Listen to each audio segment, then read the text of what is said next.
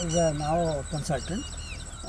ملیے احسن رشید سے جو عمر بھر کینیڈا میں کامیاب چارٹرڈ اکاؤنٹنٹ رہے۔ 74 سال کی عمر میں ماحولیاتی تبدیلی کی سنگینیوں کا علم ہوا تو اپنے ملک پاکستان کو خطرے سے دوچار پایا۔ تحقیق کا ایک نیا سلسلہ شروع ہوا۔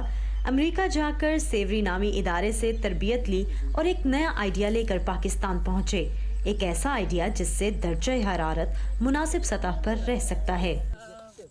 کاربن کا کھیل ہے یہ سارا۔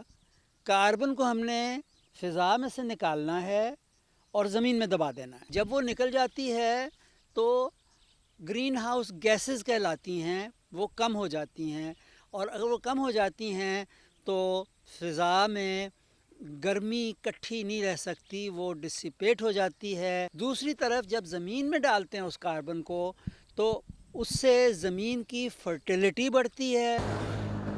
منصوبے پر عمل درآمد کے لیے یونیورسٹی آف ویٹرنری کا تعاون حاصل ہوا۔ پتوکی میں ادارے نے 5 ایکڑ زمین اور 50 بھیڑ بکریاں دیں۔ رقبے کو 30 حصوں میں تقسیم کر کے جانوروں کو چرانے کا عمل شروع ہوا۔ جب ایک پیڈک کو چھوڑ کے دوسرے پیڈک میں جاتے ہیں تو پیچھے وہ کیا چھوڑ کے جاتے ہیں؟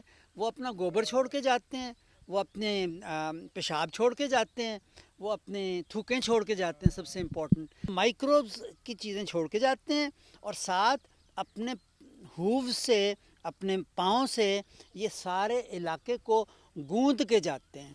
مطلب ان چیزوں کو وہ لٹا دیتے ہیں، گرا دیتے ہیں، لٹا دیتے ہیں، ان کے اوپر اپنا ہووز کے ساتھ انہیں زمین کے اندر دھنسا دیتے ہیں۔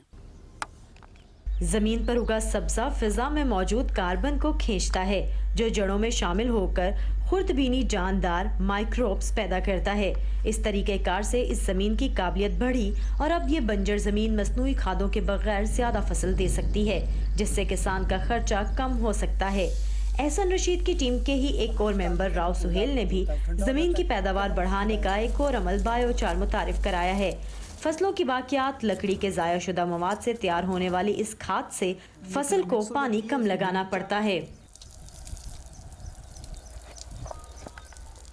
بایو چار جو ہے یہ ایک کھاد ہے اور پانی کی ری سٹور کا ایک سورس ہے۔ اس کو استعمال کرنے سے نہ آپ کو کوئی سپرے کرنا پڑے گا، نہ کوئی بیماری پیدا ہوتی ہے فصل کے اندر، اور آپ کی جو فصل ہے، جو اس کی پیداوار ہے، وہ ڈبل ہو جاتی ہے۔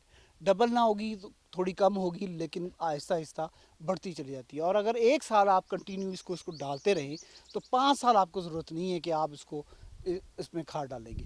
یونائیٹڈ نیشن ڈیولپمنٹ پروگرام کے تعاون سے وہ 1500 کسانوں کو بایو چار بنانے کی تربیت دے چکے ہیں۔ احسن رشید اور ان کی ٹیم کا اگلا ہدف 78% خشک حصے پر مشتمل پاکستان کو مزید خشک ہونے سے بچانا ہے، جس کے لیے وہ زیر زمین پانی کی سطح کو بہتر بنانے اور ماحول کو گرم ہونے سے بچانے کے لیے بہت سے اور منصوبوں پر بھی کام کر رہے ہیں۔ Saman Khan, voice of America, Pattoki.